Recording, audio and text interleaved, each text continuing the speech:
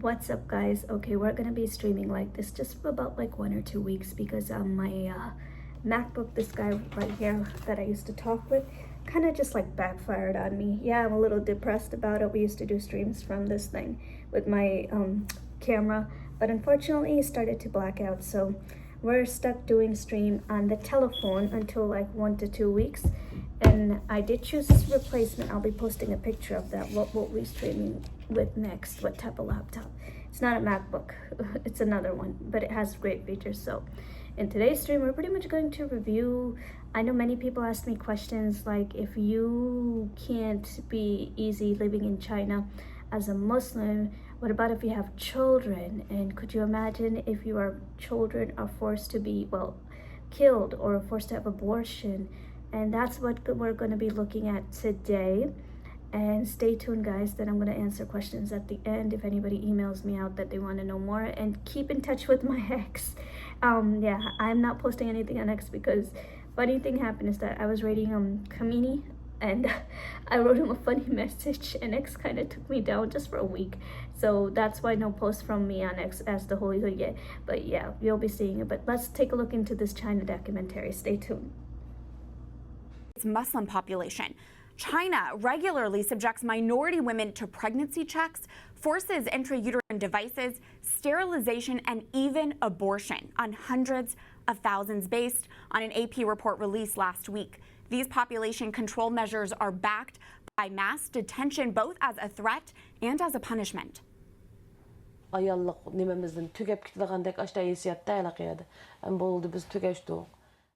That is Zumrat Dawood, a former detainee who was forcibly sterilized, telling the AP, quote, "We lost a part of our body.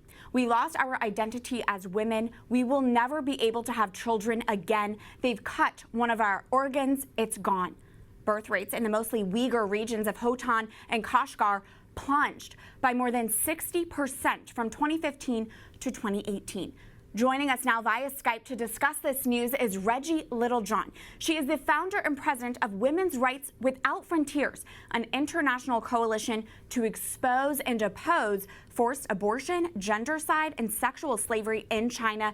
Reggie, welcome back. How is this able to happen in China? You know, Catherine, things like this should not be able to happen in China or anywhere else in the world. And I believe that they were able to happen in China because China has convinced the world that it is their friend, and then they use that as a cover to be able to pull off some of the most egregious human rights atrocities in the world today. And I believe that one of the reasons that this has come to light recently is that their deplorable behavior during the COVID-19 crisis, delaying telling the world that this is a life-threatening disease, denying that the human-to-human transmission, and all the rest of the things that they did, has shown the world that they are not our friend, and that they are not a good player. And so all of a sudden now people are focusing attention on China, and these things are coming to light. But they've been going on for years. This is not new. This is something that's been happening for years inside of China, and I'm so happy that it is finally coming to light. And Reggie, China has led people to believe they've relaxed on population control. They went from a one-child policy to a so-called two-child policy, but that's not the reality, is it? Well, that's right, Catherine. See, the way that they announced the shift from a one-child policy to a two-child policy is they said China abandons the one-child policy, and that made it look like they were abandoning all coercive population control. It could not be farther from the truth. And just this May, they had their annual parliamentary session where they can vote on things. Of course, all these votes are unanimous, because anybody who disagrees with what the party wants, I mean, people don't dare, right, generally. But one of the things that they could have done is they could have voted the two-child policy out of existence. And there were people who are Chinese demographers that were criticizing the two-child policy, that women, even Han Chinese today, if they want to have a third child, they are charged between 2 and 6 times the combined income of themselves and their husbands as a social compensation fee. And if they can't pay it, they either lose their jobs or are forced to have an abortion. And so that's continuing even among the Han Chinese. And now we see also with the Uyghurs, intense coercive population control under the two-child policy. And what do we need to know about these detention camps with minority women? This is an outrage. So what they're doing in the Xinjiang province, also known as East Turkestan, is that they really, what it amounts to, are committing genocide. What they want to do is it seems that they want to just wipe out the Uyghur population. And so even though in the past, minority women, especially in the countryside, have been allowed to have 3 children, they're going back now and saying, now we have a two-child policy, now we're going to enforce it. You have a 3rd child. And so then they force them either to pay these fines that they can't pay, or if they can't pay the fines, they're actually literally separating parents from their children. They're putting their children into orphanages or into boarding schools. I read a statistic of 500,000 Uyghur children separated from their parents because their parents had too many children. And they are targeting especially people who have the belief that children are a gift from God. That's called religious extremism. And if you hold that belief, they will throw you into an internment camp. Wow. Reggie, as an expert on this, is there any action you'd like to see the administration take in response? Well, when the administration heard about these atrocities, which include women being forcibly aborted, forcibly sterilized, raped, and something that we haven't even talked about because it's not an internment camp thing, is they will take the husband and intern him and then move a Chinese cadre, a Chinese man, into the home with the wife and the children. And the oppression is so, it's outrageous. So the Trump administration has really taken an admirably hard line on this, and they signed into law the Uyghur Human Rights Act. And I applaud them for that. And then on the day that this report broke last week that you're referring to, Secretary of State Mike Pompeo issued a very strong condemnation of these and called on the people and the governments of the world to rise up and cry out on behalf of the Uyghur people. Reggie, as you mentioned, this sterilization and abortion effort is specifically targeting minority women in China. What should our viewers know about the Uyghur community in China? What can you tell us?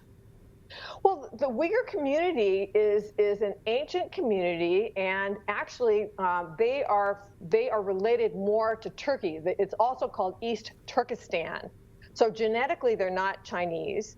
They're Muslim. They're not Confucian or Buddhist. And so the Chinese government took them over shortly after they took over China, and just annexed their land, which I understand is very mineral rich.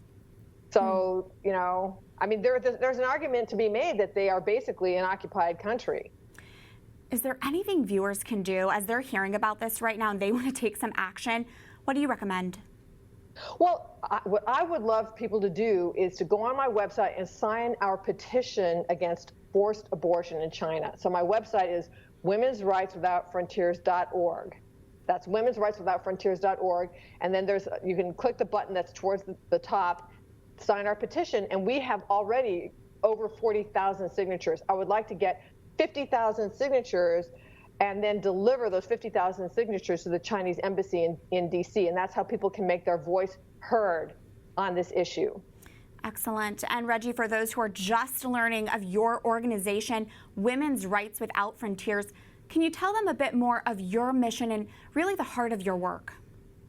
Well, I'm an attorney, and when I was practicing law in San Francisco, I represented a Chinese refugee who was forcibly sterilized. And I mean, she was dragged out of her home, strapped down to a table, and had her fallopian tubes tied, all without anesthesia.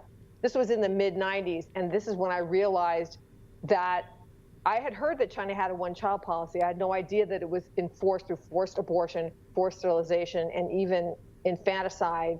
And I left the law and founded this organization.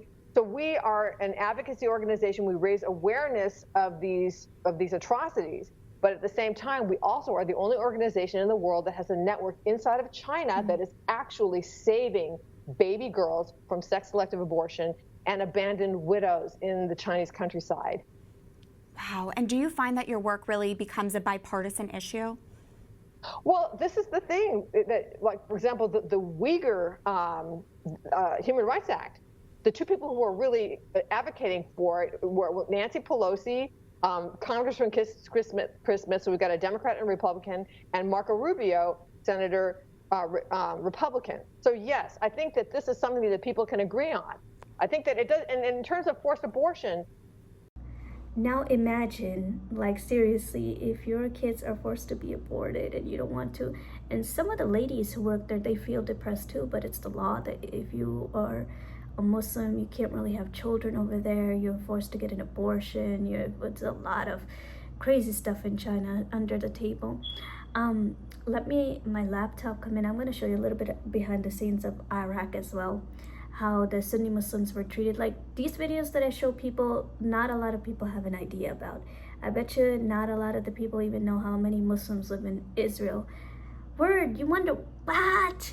Muslims in Israel? Like, yeah, there's Muslims in Israel. I'll be showing that documentary later. So bottom line is, guys, no matter where you live, it's always good to come out of the shell compared to what the media show you, what traditions show you, what stuff show you. It's always good to come out of the shell. Violence is everywhere. You know what's crazy? I never pictured that in right now currently, well, Mexicans will get mad and, like, you know, do something crazy like how they did in LA. So violence and violence, you don't need a reason, but where there's violence, there's good memories too, and it's important to miss that. And I honestly, that's what I'm digging through, that is there such thing that history ever existed like that? And honestly, it did. It's all on looking, and I hope everybody enjoys my channels on different places. This is my personal content. I share like quotes, words, views, what I feel like on here, and what as of observance, what's around. And I want to thank you guys for subscribing to my channel on my personal content. Yeah, when we reach to 50, maybe I'll start streaming, but right now we're only on 41. It's not that important right now, neither I have the time because of a child. Right now I'm alone, so I'm talking. So yeah, I'll be sharing some interesting stuff around the globe, and stay tuned, you all. I'll be recording. I'll be going to Denver, Colorado. I'll be making a movie with my camcorder that I ordered, and we'll be recording the views from there. And I also have a speech coming in DC. I'll be recording that from the camcorder. So stay tuned, guys, and bear with me how I do stuff, because right now this guy, it left me. So we're gonna be working like this just for 1 to 2 weeks. Take care, guys. See ya.